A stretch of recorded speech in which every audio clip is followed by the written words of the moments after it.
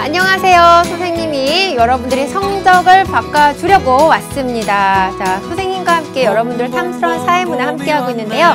이번 시간은 전 시간에 이어서 자료 수집 방법 두 번째 시간 공부하는 시간을 갖도록 할 거예요. 전 시간에 공부했던 거 우리 친구들 기억하고 있을 거다라고 믿고요. 또 선생님 전 시간에 또 3개 우리 능력자 확인해서 OX 숙제 주었잖아요. 그리고 다들 했죠? 다들 했을 거라고 믿습니다. 이 능력자 확인은요, 별거 아닌 것 같아도 실제로 굉장히 많이 다루어지는 문제에서 많이 이렇게 표현이 되는 문장 또는 내용입니다. 그래서 저희가 이렇게 강의 들을 때마다 3개나 4가지 정도만 확실하게 정리를 해두면 우리 친구들한테 피가 되고 살이 되고 이것이 여러분들의 내신도 바꾸고 그 다음에 성적도 바꿔줄 거니까 선생님이 하라고 하는 것은 반드시 여러분들이 해야 된다라는 거. 선생님 OT 때도 얘기를 했지만 항상 열정을 가지고 공부를 하시고 성실하게 공부하셔야 합니다. 자, 전 시간에 했던 거 자기가 확인할게요. 자, 첫 번째부터 볼게요. 참여 관찰법 나왔죠? 언어나 문자로 의사소통이 어려운 대상 조사에 적합하다. 그렇죠? 오저, 원주민과 유아도 가능하다. 자, 두 번째 볼게요. 자, 질문지법은 소수의 연구 대상자로부터 깊이 있는 정보를 얻을 수 있다. 이런 내용이 나오는데 질문지법의 굉장히 중요한 특징이 뭐예요? 다수의 연구 대상을 동시에 자료 수집할 수 있다라는 장점이 있습니다. 그다음에 세 번째 볼게요. 자, 일정 기간을 두고 수집한 자료를 횡적 연구 또는 횡적 연구 자료를 한다. 이거 X죠. 자, 일정 기간을 두고 무슨 연구? 종적 연구 자료다라고 정리를 해볼 수가 있겠습니다. 자, 이렇게 능력자 확인 정답 맞춰보고 오늘 이제 자료 수집 방법 두 번째 시간 들어가도록 할게요. 자, 우리 수업 들어가기 전에 매 시간마다 오늘 필요한 여러 가지 개념들, 용어들 한번 보게 됐는데요. 좀 어렵죠? 뭐 독립변수, 종속변수 들어는 봤어요. 실험법, 실험집단, 통제집단, 공식적 문헌, 비공식적 문헌. 벌써부터 머리가 지끈지끈한 친구들도 있을 텐데 오늘 수업을 통해서 여기 나와 있는 개념들 모두 다 자기 것으로 소화할 수 있으니까 걱정하지 않고 선생님과 함께 열심히 수업만 따라오면 될 것 같습니다. 자, 선생님이 이제 문헌연구법부터 수업을 들어갈 건데요. 자, 문헌연구법 들어가기 전에 첫 번째 좀 우리가 화면을 좀 보도록 할게요. 이 분은 우리 중국의 대표적인 역사가인 사마천이다라고 하는 인물입니다. 실제 사진이 있는 건 아니기 때문에 보통 이 사마천과 관련된 책들에 나와 있는 모습인데 여러 책들이 나와 있지만 대체적으로 이와 같이 이렇게 생긴 용모를 갖다가 가지고 있는 것 같아요. 사마천의 사기다라고 얘기하면 중국의 가장 대표적인 역사서 이렇게 이야기를 하게 되죠. 우리나라에서 우리 역사서, 한국사 시간에 공부를 할 때는 뭐 삼국사기라든지 삼국유사 그 다음에 조선 왕조에서는 조선 왕조 실록 이렇게 해서 우리가 역사 교과서를 갖다가 쓸 때 그와 같은 역사서는 뭔가 공식적이고 신뢰성 있는 자료로 이렇게 활용이 되죠. 그래서 많은 사실들이 기록이 되어 있다 이렇게 이야기를 하게 됩니다. 자, 두 번째 자료를 갖다가 화면을 보도록 할게요. 여기 나와 있는 거 우리가 그 교과서에 많이 실려 있어요. 굉장히 비극적인 삶을 갖다가 살다 간 소녀인데 안내일기 우리 보통 이 안내일기는 언제 우리가 필독서를 많이 읽냐면 초등학교 때 많이 읽어요. 선생님 나 초등학교 때 읽은 적 없어요. 그럼 약간 자기의 독서량이 너무 부족한 거죠. 이 안내일기 읽다 보면 어떤 느낌이 있냐면 이 안내라고 하는 소녀가 이때 당시에 유태인이라고 하는 이유만으로 정말 생명의 위협을 느끼면서 숨어 살잖아요. 굉장히 공포스럽고 고통스럽고 한 어떤 소녀의 감정 상태를 우리가 미루어 짐작해 볼 수 있는 내용이 나오게 됩니다. 그래서 이 안내가 쓴 일기가 이렇게 발간이 돼서 전 세계적인 많은 사람들이 이렇게 읽게 되고 우리 교과서에도 이 안내 일기와 관련된 내용이 나와 있는데 이 내용은 이따가 문헌연구법 할 때 다시 한번 사례로 제시를 하면서 이야기를 할 거예요. 자, 세 번째 자료 보시면서 요 화면 볼게요. 자, 여기 보면은 자 통계조사가 나와 있습니다. 여기 보니까 자료가 한국보건사회연구원에서 공식적으로 조사한 통계 자료네요. 여기 보니까 아이 갖겠다는 여성이 줄어든다. 뭐 이런 사회적 현상 우리 친구들도 뉴스나 신문 통해서 알고 있을 거죠. 자, 여기 보니까 반드시 가져야 한다. 갖는 것이 좋다. 없어도 무관하다. 보통 갖는 것이 좋다라는 의견도 있지만 여기 보니까 없어도 무관하다고 하는 비율도 굉장히 올라가고 있는 이런 어떤 통계 자료가 나와 있습니다. 다음 통계 자료를 보게 되면 여성에게 자식은 그렇게 나오면서 또 여러 가지 통계 자료가 나와 있죠. 그래서 이런 것들도 있다라는 부분 보면서 문헌연구법에 대한 개념 정리 한번 해보도록 합시다. 자, 선생님, 자, 따라서 우리 판서할 준비 됐죠? 펜 들고. 자, 문헌연구법 볼게요. 문헌연구법. 자, 여기서 얘기하는 문헌이다라고 얘기를 하는 건 좀 쉽게 접근을 하게 되면 일종의 기록을 갖다가 우리는 문헌 또는 문서로 된 기록을 갖다가 우리는 문헌이다라고 볼 수가 있는데 이 문헌은요. 일단 공식적 문헌과 그다음에 두 번째가 비공식적 문헌으로 나눠볼 수가 있어요. 공식적 문헌, 선생님이 앞쪽에서 사례를 갖다가 들어봤는데 공식적인 역사 기록, 공식적으로 인정받은 역사 기록 있죠? 우리나라에서는 뭐 조선왕조실록 이런 것들이 대표적인 공식적 역사 기록이고 또는 여러 가지 사실 자료를 갖다 모아서 편찬된 우리 친구들이 공부하고 있는 한국사 책 이런 것들도 공식적 문헌에 해당합니다. 자, 그 다음에 통계 자료. 아이를 낳지 않겠다라는 여성이 뭐 증가하고 있다. 각종의 통계 자료 이런 것들도 공식적 문헌에 해당하겠죠. 자, 비공식적 문헌에 해당하는 거는요. 개인이 쓴 개인의 일기라든지 자, 역사 이면의 기록이라든지 비공식적 역사 기록이죠. 역사 이면의 기록. 간단하게 가면 이걸 뭐 정사라고도 표현하고 그 다음에 이 밑에 있는 거 야사다라고도 표현을 하죠. 우리가 역사에 대해 굉장히 관심이 많아요. 사람들이 그 역사 되게 재밌어하고 역사를 싫어하는 사람은 많지 않은 것 같아요. 다만 역사 공부는 할 내용이 굉장히 많아서 내가 좀 하기가 부담스럽다든지 아니면 공부를 했는데 그런 기억이 오래가지 않는다든지 이런 분은 역사 재밌잖아요. 그러다 보니까 학교에서 배우는 그런 역사책의 역사 말고 서점에 가게 되면은요. 이런 역사 이면의 기록 뭐 이런 어떤 내용들과 관련된 재미있는 책들이 굉장히 많이 나와 있어요. 우리 사람들은 그런 것들이 더 손이 가게 되고 정사가 아닌 그런 기록들을 갖다가 보면서 좀 더 역사에 이렇게 친근감을 갖다 갖게 되는데 이런 것들은 대표적인 무슨 형태에 해당한다? 비공식적 문헌에 이렇게 해당을 갖다 하게 됩니다. 그럼 이 문헌을 가지고 뭐를 갖다 할 수 있냐면요. 이 문헌을 가지고 자료로 우리가 어떻게 한다? 활용을 한다라는 얘기예요. 주로 공식적 문헌 같은 경우는 자, 무슨적 연구에 많이 활용이 되냐면 실증적 연구에 많이 활용이 되고요. 그 다음 비공식적 문헌 같은 경우는요. 개인의 일기, 우리 앞쪽에서 안내 일기에 대해서 공부를 했죠. 이 안내 일기를 갖다 읽으면서 안내라고 한 소년이 가지고 있었던 어떤 내면의 심층적인 의미, 개인이 가지고 있는 의도 이런 것들을 파악하는데 굉장히 용이하기 때문에 이 문헌연구법은 실증적 연구, 해석적 연구로 해서 문헌의 특성에 따라서 나눠볼 수 있다는 거. 문헌연구의 특징이다라고 볼 수가 있는 것은 일단은 시간과 비용이 굉장히 절약이 됩니다. 내가 연구하는 것과 관련된 자료를 찾아서 연구하면 되기 때문에 시간 비용이 절약이 돼요. 앞쪽에 참여관찰법이라든지 질문지법이라든지 또는 면접법에 비해서 시간 비용이 절약된다. 그다음에 네 번째는 연구 동향을 파악하기가 그러니까 유리하다. 예를 들면 여기다 하나 더 쓸게요. 기존의 연구다라고 얘기를 하게 되면 논문 같은 것들. 자, 그래서 이런 어떤 연구를 갖다가 쭉 살펴보게 되면요. 80년대부터 어떤 연구가 어떻게 진행이 되어 왔는지 이런 것들에 대한 어떤 동향을 파악하기가 유리하다.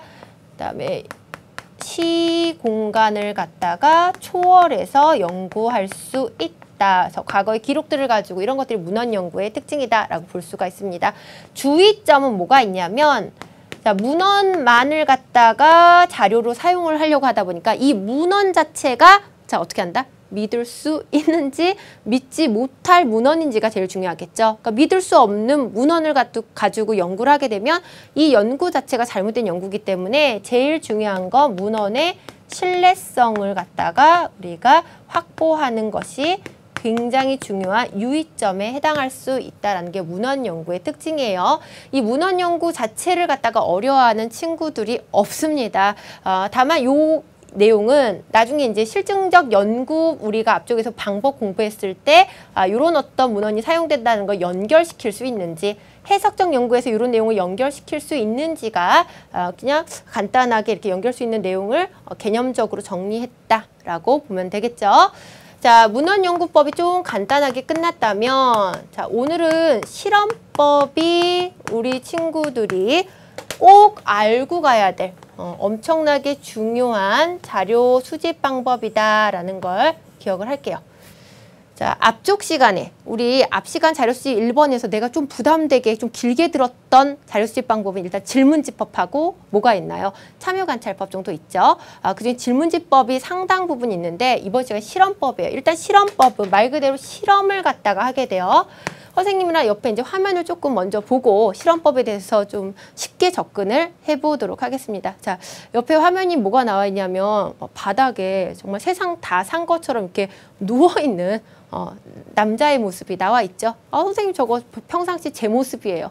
그렇죠. 사람들 집에 있으면 그냥 늘어지기도 하고 그러니까는 뭐 컴퓨터 하다가 그냥 바닥에 들어 눕기도 하고 침대에 들어 눕기도 하고 실질적으로 집에서의 모습은 다들 저와 같은 모습들을 한 번씩은 취해봤을 것 같아요. 근데 지금 나온 화면은요. 어떤 화면이었냐면 그 인터넷으로 한 달 살기 뭐 이런 걸 갖다가 실험한 연구한 화면 자료 중에 하나가 됩니다. 인터넷 정보화 시대가 되다 보니까 사람들이 인터넷에 굉장히 많이 의지를 하잖아요. 그래서 인터넷으로 사람이 한 달 동안의 생활을 갖다가 할 수 있는지를 갖다가 연구한 사례들이 굉장히 많아요. 선생님들 여러 프로그램에서 또는 여러 가지 연구 이렇게 자료에서 이와 같은 사례를 봤는데 굉장히 좀 인간이 저렇게 살 수는 없구나 이런 생각 갖다가 하게 됐기도 하더라고요. 선생님 봤던 그 연구 화면 중에서 제일 기억에 남는 것 중에 뭐가 있냐면요.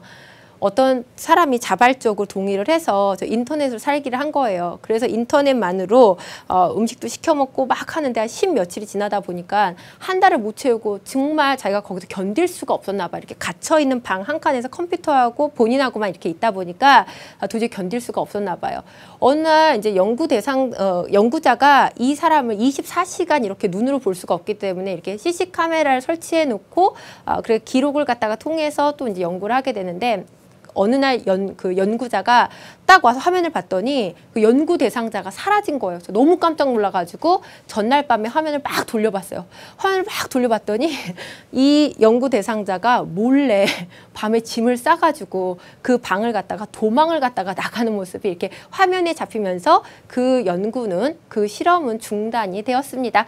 좀 이따가 우리가 실험법에서 나타날 수 있는 약간 비윤리적인 문제 이런 것들을 접할 때 선생님이 얘기한 거 잘 기억을 해두면 전체적인 내용을 좀 이해하는데 어렵지 않게 접근할 수 있을 것 같아요.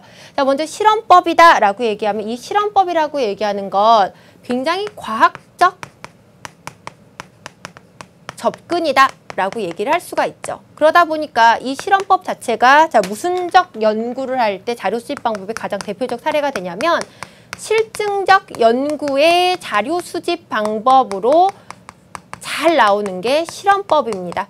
자, 앞쪽에서 실증적 연구의 자료 수집 방법의 대표적인 것 질문지법, 실험법, 그 다음에 공식적 문헌 이거 주로 많이 활용한다 이렇게 들어갔죠. 그래서 그 부분에서 자료 수집 방법을 우리가 따로 빼서 공부한다라는 거. 앞쪽에 이제 교재라든지 판서한 내용 조금 참고하면 될 것 같아요. 과학적 접근이죠. 자, 실험을 갖다가 하게 되는데 이제 실험을 할 때 어떻게 해야 되는지를 이제 어떤 순서를 갖다가 먼저 정리 한번 해볼게요. 실험을 하기 위해서는 일단은 실험 집단과 자, 무슨 집단을 갖다가 설정을 해야 되냐면요. 통제 집단을 설정을 해야 돼요. 실험 집단과 통제 집단. 그럼 실험 집단과 통제 집단의 차이가 뭐가 있냐면 실험 집단은요. 실험 처리를 하는 집단이에요. 실험 처리를 하는 집단이고요. 근데 통제 집단은요. 실험 처리를 하지 않는 집단이에요. 따라 실험 처리를 하지 않고 실험 처리를 한 실험 집단과 자, 뭐 하기 위해서 비교를 갖다가 위해서 마련한 자, 무슨 집단이다? 비교 집단이다 라고도 얘기를 할 수가 있습니다. 그래서 통제 집단을 자, 무슨 집단이다 라고도 얘기한다. 비교 집단이다 라고도 얘기합니다. 그래서 실험 집단, 통제 집단. 자, 그 다음에 세 번째. 앞쪽에서 우리 개념 빡빡빡빡 자막으로 떴을 때 봤었죠? 독립변수와 종속변수. 독립변수는 우리가 실험을 할 때 자, 실험 처리를 하는 변수를 갖다가 독립변수다라고 얘기합니다. 쉽게 얘기하면 원인이다라고 볼 수가 있고 종속변수는 독립변수의 자, 변화에 따라 좀 길게 써줄게요. 값이 변하는 변수를 자, 무슨 변수다라고 얘기한다? 종속변수. 종속되어 있다는 얘기죠. 누구한테 종속이 되어 있냐면요. 그렇죠. 독립이한테 종속이 되어 있어요. 자, 독립이한테 종속이 되어 있어요. 그래서 독립변수가 어떻게 변하냐에 따라 종속변수가 변하게 됩니다. 아주 쉬운 사례를 갖다 얘기하면 뭐 2x는 y. 자, 이렇게 볼게요. 자, 이 x가 독립변수면요. x가 1일 수도 있고 2일 수도 있고 우리 구구단 있잖아. 2, 1은 2, 2는 4, 그쵸? 2, 3은 6.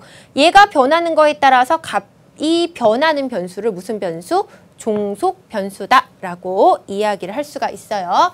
자, 이렇게 실험 집단, 통제 집단, 독립 변수, 종속 변수를 우리가 정리를 했으면 하나의 우리가 연구 사례를 그림으로 조금 이렇게 접근 한번 해보도록 하겠습니다. 자, 여기 볼게요. A 집단이 있어요. 그 다음에 B 집단이 있어요. 그림으로 나오는 경우는 좀 편하고요. 예를 들어서 이제 발문의 형태로 나오게 되면 우리 친구들이 그런 발문 안에서 실험 집단과 통제 집단, 독립 변수와 종속 변수를 좀 찾아내야 되는 좀 어려움이 있어요.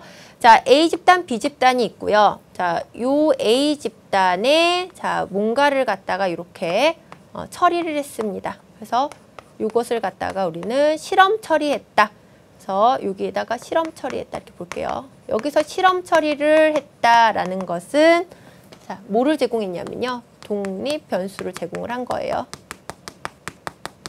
자, 그 이후에 자, 뭐를 갖다가 A 집단과 자, B 집단을 비교를 갖다 하게 됩니다. B 집단은 아무것도 없어요. 제일 잘 나온 사례가 뭐냐면요. 이거예요. 새로운 교육법. 법의 효과죠, 효과. 효과는 성적이다라는 거. 성적 향상, 성적 상승. 향상이다라고 적혀요. 이렇게 관계를 지어볼 수가 있겠네요. 그럼 여기 있는 독립 변수는 바로 뭐냐면요. 새로운 교육법이에요. B 집단은 새로운 교육법이 아닌 기존의 교육법 그대로 했기 때문에 실험 처리를 하지 않았다는 얘기죠. 그래서 새로운 교육법을 자, 제공한 A 집단과 그렇지 않은 B 집단을 우리가 나중에 어떻게 한다? 비교해 봐서 이 새로운 교육법이 기존의 교육법에 비해서 성적 향상에 효과가 있는지 없는지를 갖다가 연구를 해요. 뭐 간단하게 아주 쉽게 접근할 수 있는 거는요. 뭐 혈액형별 공부법이 다르다. 뭐 이런 것들도 연구한 적이 있고요. 그 다음에 뭐 새로운 교육법 중에 하나가 우리 친구들 앉으면 어때요? 선생님도 학창 시절에 왜 잠 되게 많이 오지 않아요? 선생님도 잠자는 거로는 정말 반에서 탑 한 랭킹 한 3위에 들었었던 것 같아요. 한동안은. 그 굉장히 피곤하고 막 갑자기 선생님이 스스로가 내가 몸이 병이 들지 않았나. 난 너무나 허약 체질이야. 난 청순해. 막 이런 식으로 해서 혼자 착각에 굉장히 빠진 적도 있었었는데 굉장히 잠이 늘었던 시기가 있었어요. 근데 어떤 친구들 같은 경우는 아침에 와서 진짜 학교에서 우리 선생님이 이제 그 수업이 다 끝나고 난 다음에 종례할 때까지 정말 내쳐 이렇게 점심시간까지 연결해가지고 자는 친구들도 있잖아요. 그런 친구들이 있는데 좀 앉으면 많이 졸려요. 그럴 때 학교 선생님이 뭐라고 했냐면 야! 너 김한나 일어나! 너 뒤로 나가! 그럽니다. 뒤로 나가면 뒤에서 이제 책 들고 서서 공부하는 거죠. 심한 경우에는 서 있어도 잠이 오는 경우가 있더라고요. 요새 그 새로운 교육법 중에 하나가 뭐냐면 서서 공부할 때 학습 효과가 앉아서 공부할 때보다 훨씬 더 좋다라고 그래서 뭐 몇몇의 학교, 그다음에 뭐 국내가 아니고 이제 해외에 있는 몇몇 학교에서는 학생들이 앉아서 의자에 착석해서 공부하는 게 아니고 서서 공부를 이렇게 하는 그런 어떤 교육법을 갖다가 도입한 학교도 있습니다. 그래서 여러 가지 우리 친구들이 어땠을 때 훨씬 더 교육의 어떤 성적이나 어떤 배움의 향상이 있는지 이런 것들 계속 하기 때문에 이 문제가 아주 자주 출제가 되고 기출문제가 워낙 많기 때문에 내가 기출문제를 한번 풀어보겠다라고 욕심을 낸 친구들은 한 번씩 접해볼 수 있는 내용이란 말이죠. 그리고 우리가 이 케이스를 가지고 이제 실험 집단과 통제 집단 뭐 이런 것들도 잘 구별할 수 있을 것 같아요. 자, 먼저 여기서 실험 집단은 어딜까요? 자, 실험 집단을 갖다가 찾아봅시다. 실험 집단. 실험 집단은 그렇죠. A겠죠. 그 다음에 비교집, 통제 집단은 어딜까요? 통제 집단은 자, 뭐가 된다? B가 되겠죠. 그다음 독립 변수는 뭐가 될까요? 독립 변수는 자, 새로운 교육법이 효과 이렇게 나와 있기 때문에 독립 변수. 자, 여기 나와 있는 새로운 교육법이 되겠습니다. 우리 친구들은 판서 자기가 이렇게 노트에다가 예쁘게 적어 놓으면 될 것 같아요. 그 다음에 종속 변수. 자, 종속 변수 이렇게 들어가게 되면 요거 이렇게 끌어다가 성적 향상이다 라고 하는 부분으로 이렇게 연결을 시키게 되면은 실험법은 이렇게 되는구나 라고 볼 수가 있죠.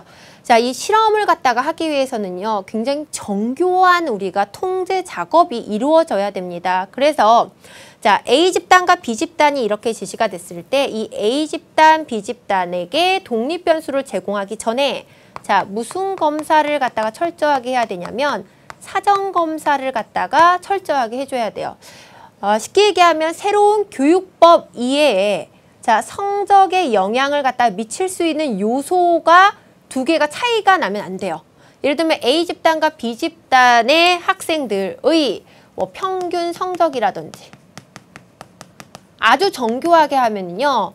A 학급과 B 학급의 반평균 성적이 70, 70 이걸로 끝나는 게 아니라 우리가 표준 편차다라고 얘기를 하죠. 그런 부분까지 다 맞춰야 되고요. A집단과 B집단 학생들의 IQ. 어떤 친구들은 선생님 저는요 IQ가 낮아서 공부를 못해요. 이런 친구들이 있어요.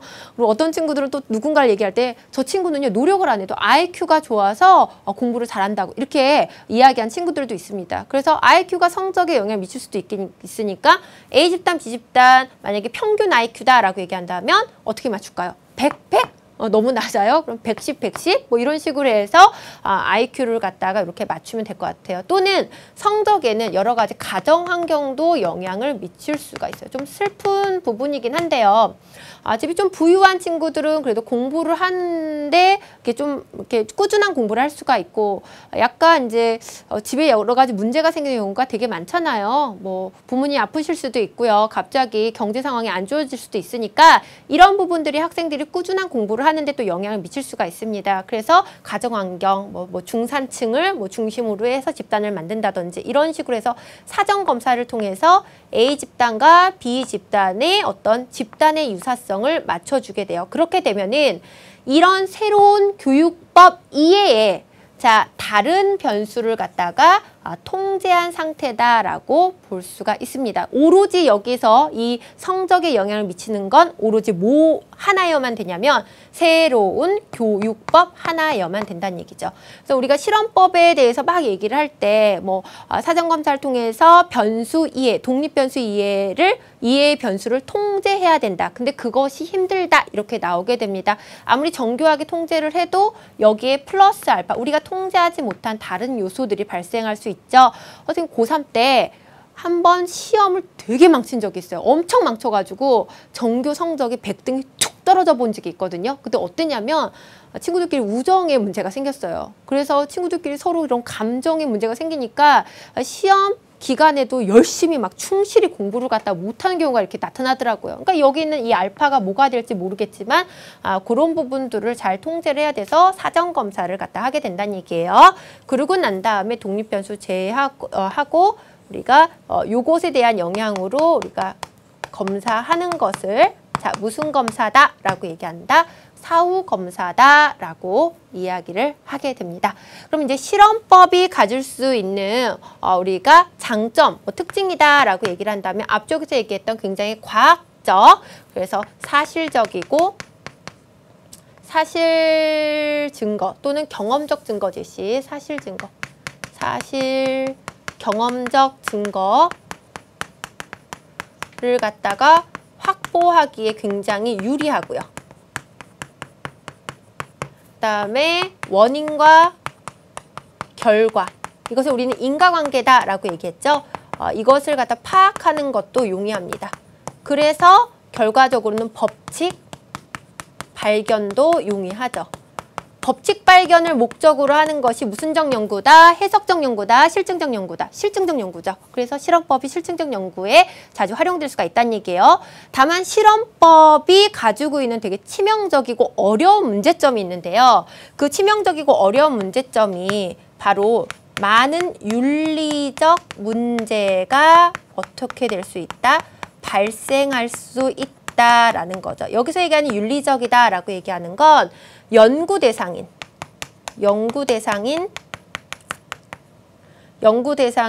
뭐 인권이라든지 뭐 존엄성이라든지 이런 것들이 훼손되는 경우들이 많이 나타납니다. 다음 시간에 사회과학을 연구하는 태도에서 윤리적인 부분을 갖다가 보완하기 위한 여러 가지 방법들을 갖다가 우리가 공부를 할 건데요.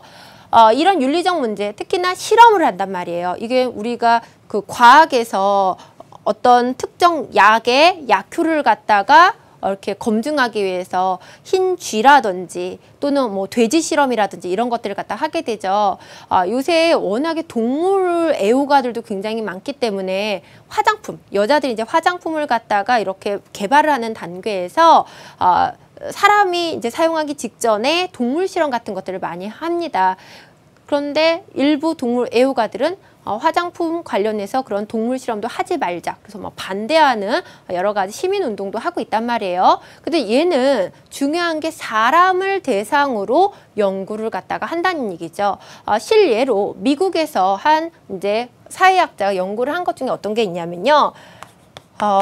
자기 학생들을 대상으로, 물론 강제로 한 건 아니에요. 그래서 이게 어떤 동의를 갖다가 받아서 범죄자와 그 다음에 교도관, 이렇게 그룹을 갖다가 나눠서 교도관들이 왜 이렇게 범죄자들에게, 이렇게 수감된 범죄자들에게 일반적으로 우리가 상식적으로 이해되지 못하는 여러 가지 가혹한 행위들을 갖다 하게 되는데, 그런 행위, 그 다음에 그런 것들에 순응하는 범죄자들의 심리, 이런 것들과 관련된 연구를 하고 싶었던 거예요. 그래서 학생들을 두 그룹으로 나눠서 연구를 했는데, 교도관의 역할을 갖다가 맡은 이 친구들이 일정 시간이 이제 실험이 계속되는 과정 갖다가 거치면서 실제보다 굉장히 포악해지고 약간 그런 어떤 성격의 변화라든지 행동의 변화가 나타났다는 얘기죠. 연구가 끝나고 나서 이 학자는 원하는 결과를 얻을 수도 있고요. 자기의 질문에 대한 어떤 해답을 갖다 얻을 수도 있을 것 같아요. 하지만 연구 대상이 됐던 이 학생들의 어떤 성격의 변화라든지 이런 부분들은 굉장히 인권과 존엄성을 갖다가 훼손할 수 있는 부분, 또는 뭐 사생활을 침해한다든지 여러 부분들의 접근이 있기 때문에 이 실험법은 요 부분을 굉장히 주의하면서 이렇게 해야 되는 그런 어떤 굉장히 큰 주의점이자 문제점이 발생할 수가 있다라는 걸 기억하면 될 것 같아요. 연구 대상이 사람이기 때문에 연구 대상인 사람이 어떻게 될 수 있겠다. 여러 가지로 피해를 입을 수도 있겠구나. 그래서 맨 처음에 선생님이 먼저 그 인터넷으로 한 달 살기 이런 사례했는데 그 연구자가 막 견디다 못해서 뛰쳐나갔다라고 얘기했잖아요. 이 친구는 도망을 갔지만 도망을 갔다가 가고 난 이후에 집에 와서 그 연구 10며칠간 갇혀 있었던 것 때문에 어떤 심리적인 여러 가지 문제점이 발생할 수도 있다는 겁니다. 자, 8번 변수 통제의 어려움. 앞에서 사례에서 얘기를 했죠.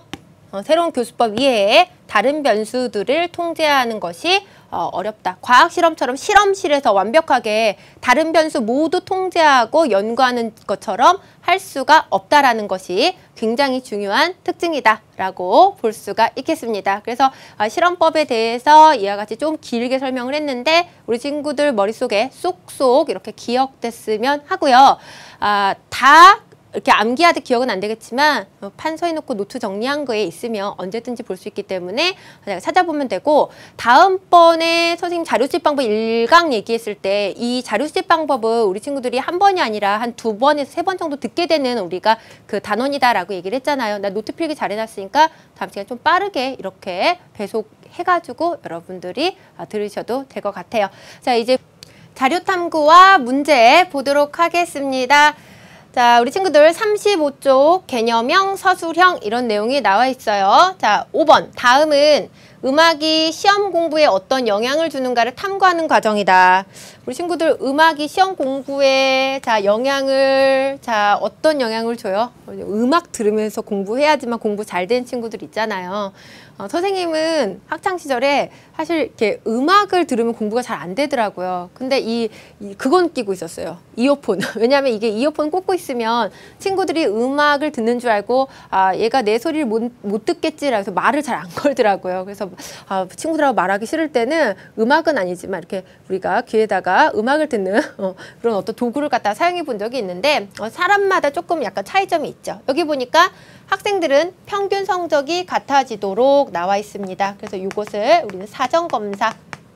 자, 음악 2의 변수를 통제를 한 거예요. 그래서 2개의 집단으로 나눈다. 한 집단에는 음악을 들려주지 않는 상태에서 시험 공부를 하게 하고, 그래서 먼저는 무슨 집단이다? 통제 집단이죠. 다른 집단에는 음악을 들으면서 공부를 하게 한다. 그래서 이 집단을 실험 집단이다 라고 볼 수가 있겠죠. 잘 따라오고 있죠. 자, 일정 공부 시간이 지나면 두 집단에게 동일한 시험 문제를 주고 시험을 보게 한다. 이런 내용이 나와 있습니다. 그래서 이것을 사후검사다라고 이야기할 수 있고요. 두 집단이 시험 성적을 비교하여 음악이 공부에 어떠한 영향을 주는지 알아본다. 이런 내용이 나와 있죠.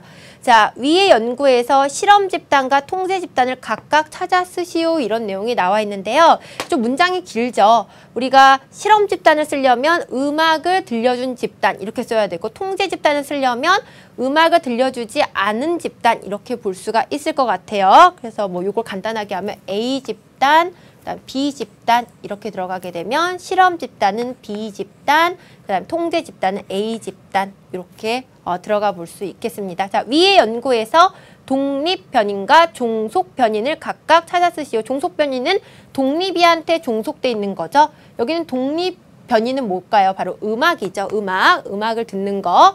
그 다음에 종속 변이는 음악과 시험 성적. 여기 보게 되면은 음악의 시험 공부. 그러니까 결국에는 성적을 갖다가 이해하게 할 수 있습니다. 그래서 이런 식으로 해서 실험법과 관련해서는요.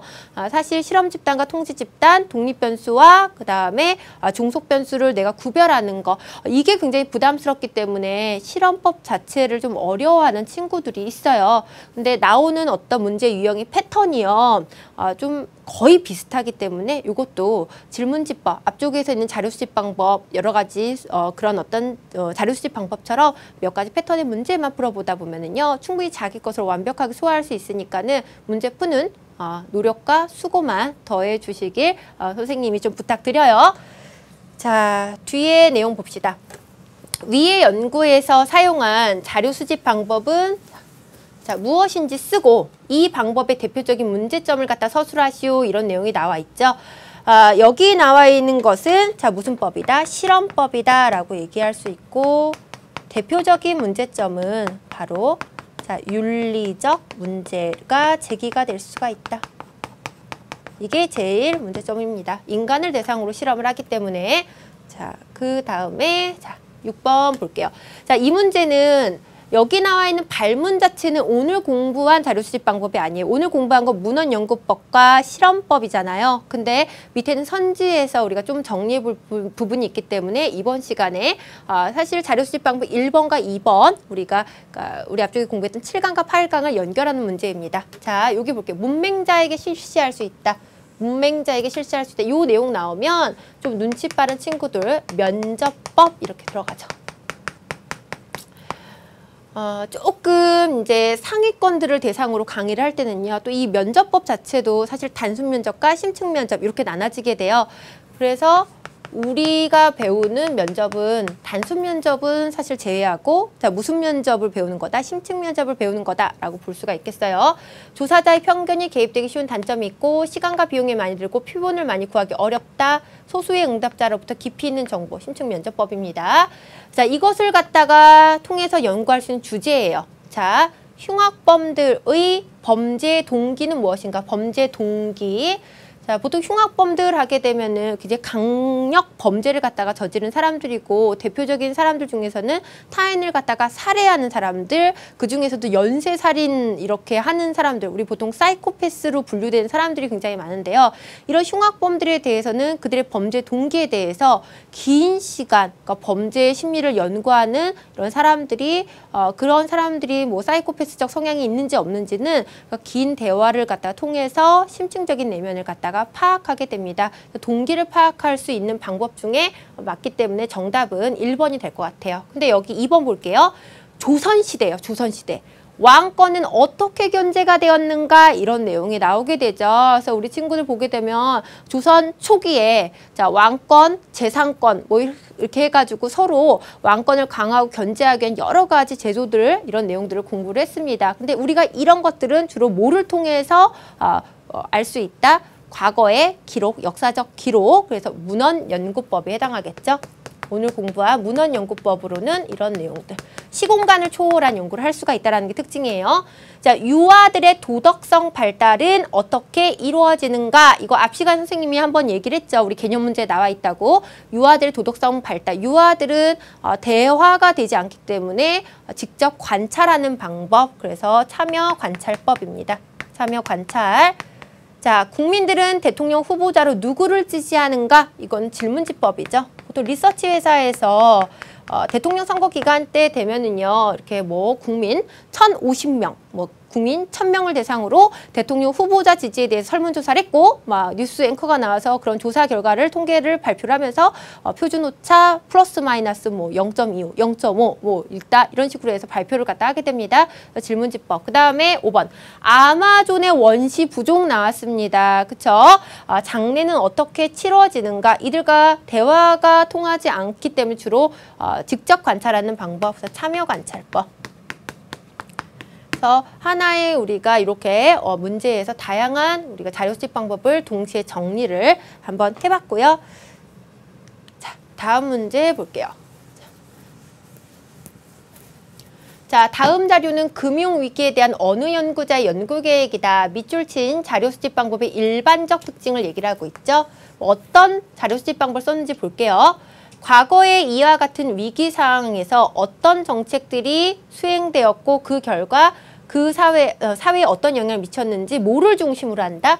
나는 통계 자료를 중심으로 조사하고자 해요. 언제? 과거에 이런 내용이 나와 있습니다.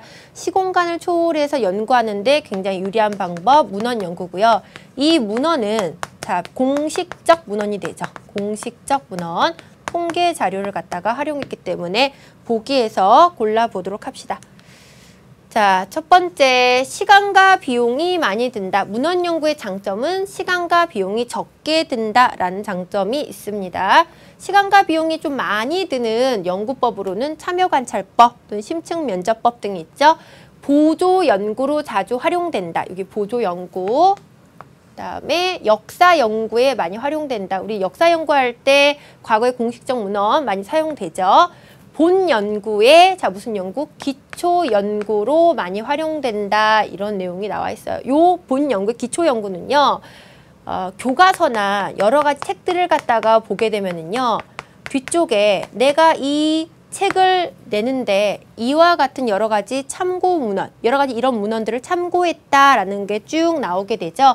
그런 어떤 참고 문헌에서 기초 연구로 많이 활용이 되기도 하고요. 또 보조 연구로 자주 활용이 됩니다. 그래서 사실상 실증적 연구를 한다든지 해석적 연구를 할 때 자 여러 가지 이런 문헌들이 그 연구 과정 전체에 이렇게 그 도우미 역할을 하는구나 이런 식으로 접근을 하면 될 것 같아요. 자, 그래서 정답은 우리가 여기 보면 니은, 디귿, 리을에서 선지에서 골라주면 되겠습니다. 자, 다음 문제 보도록 하죠. 자, 다음 문제 좀 그림, 예쁜 그림, 재밌는 만화 그림 하나 나와 있고 문제 9번, 10번 나와 있는 기본 문제 37쪽이에요. 지금 문제집 펴놓고 풀지 말고 선생님하고 풀고 각자 풀어보는 거. 자, 여기 보니까 이 사람이 참여하는 사람 수가 늘어날수록 성과에 대한 1인당 공헌도가 떨어질 거야. 줄다리기를 시켜보자. 이런 내용이 나와 있어요. 여기 앞에 나와 있는 것이 바로 일종의 가설이죠. 가설. 우리 가설을 뭐라고 얘기했냐면 잠정적 결론이다. 이렇게 이야기를 했어요. 그래서 줄다리기를 시켜봤습니다. 일종의 어떤 실험을 갖다가 한 거죠. 첫 번째 줄다리기를 시켰더니 이제 1대1로 있다 보니까 죽을 힘을 다해서 당기자 이런 내용이 나오게 돼요. 확연하게 누가 잘하고 못했는지가 이렇게 눈에 보이잖아요. 자, 여기에다가 사람 한 명씩을 추가를 시켰어요. 내가 힘을 덜 내도 되겠지? 지금도 경험 있지 않아요? 그래서 그 운동회 같을 때 왜 반별 줄다리기 하잖아요. 근데 정말 앞쪽에서 진짜 죽을 힘을 다해서 막 손바닥이 이렇게 이렇게 벗겨지면서까지도 진짜 영차 하면서 하는 이런 친구들이 있는 반면에 줄다리기의 끝부분을 보게 되면 정말 설렁설렁한 친구들 있잖아요. 줄만 겨우 잡고 내가 앞에서 하든 난 그냥 줄만 잡고 있으면 된다. 이런 친구들이 좀 있는 것 같아요. 여기 보니까 이 친구도 내가 힘을 덜 내도 되겠지? 나는 열심히 얘가 잘못했다라고 생각할 수도 있을 거야. 뭐 이렇게 이제 연구가 됐던 것 같아요. 그러다 보니까 이 사람이 참가자가 늘수록 한 사람이 내는 힘의 크기가 줄어들고 있군이라고 해서 자기가 세운 가설을 갖다가 어떻게 했냐면 채택했어요. 채택. 자기가 세운 가설이 맞았다는 얘기예요. 만약에 자기가 세운 가설이 틀렸으면 가설은 채택되지 못하고 어떻게 된다? 기각이 되겠죠. 자, 역시 내 가설이 맞아. 그래서 너무 신나하고 있어요. 실험법입니다. 위 그림의 학자가 사용한 자료 수집 방법. 선생님, 나는요, 얘가 실험법인지 잘 모르겠어요. 선생님이 얘기했죠. 공부의 처음은 자료 수집 방법이 몇 가지인 것만 알아도 반은 됐다? 5가지. 질문지법 아니죠? 그쵸? 여기 뭐 아니에요? 면접법 아니죠? 가서 깊은 대화 하지 않았죠? 3번째 참여 관찰 아니죠? 그 다음에 4번째 문헌 연구 아닙니다. 그래서 줄다리기를 통해서 우리가 알아본 실험법이죠. 자, 실험법. 비용과 시간을 절약할 수 있는 장점이 있다. 이런 내용이 나오는데 실험법은 비용과 시간을 절약할 수 있는 장점이 있지 않습니다. 이 실험법 자체도 정교하게 이렇게 구성을 갖다가 해야 되고 조작해야 되고 통제를 해야 되기 때문에 상당 부분 시간 비용이 들고요. 사회현상을 단순히 기술하는 경우에 적합하다 이런 내용이 나와 있습니다. 현상을 기술하는 거는요. 무엇인가잖아요. 무엇인가. 그냥 사실이다. 기만 나는 여자다. 뭐 이런 거죠. 근데 여기서는 그런 게 아니라 가설을 세워서 인과관계를 찾아내기 때문에 기술이 아니라 우리는 설명하는 경우에 적합하다. 실험법은 무슨적 연구의 대표적인 자료 수집 방법이다. 그렇죠. 실증적 연구 방법의 대표적인 자료 수집 방법입니다. 잘 따라오고 있어요. 자, 그 다음에 3번 볼게요. 조건을 통제한 후 변수 사이의 상관관계를 찾는다. 조건을 통제했죠. 사전검사를 통해서 상관관계 찾는다. 실험법의 특징이기 때문에 선지에서는 3번 골라주면 되고 4번도 볼게요. 연구 주제와 관련된 기존의 연구 문헌을 분석한다. 문헌을 분석한다고 얘기했으니까 문헌연구법. 우리는 그 문헌에서 공식적 문헌과 비공식적 문헌을 구분해내야 됩니다. 자, 마지막 선지 5번 볼게요. 윤리 문제가 개입되지 않아 사회과학 연구에 널리 활용된다. 실험법의 가장 치명적인 문제점은 윤리적 문제 발생이다 라고 볼 수 있기 때문에 선지는 3번이 맞아요. 자, 이렇게 해서 정리를 하면 되고요. 자, 이제 마지막 문제 보도록 할게요. 자, 위 그림의 학자가 활용한 연구 방법 실험법입니다. 자, 옳은 설명만을 고르면 법칙 발견. 법칙 발견 맞죠? 연구에 초점을 맞춘다. 연구자의 직관적 통찰을 중시한다. 이런 내용이 나왔어요. 보통 직관적 통찰은 무슨적 연구할 때, 해석적 연구할 때 많이 쓰이고요. 우리가 공부한 자료 수집 방법으로는요. 참여 관찰, 그다음에 심층 면접 이런 법들이 이 연구가 가능하게 된 자료 수집 방법이다라고 볼 수가 있겠네요.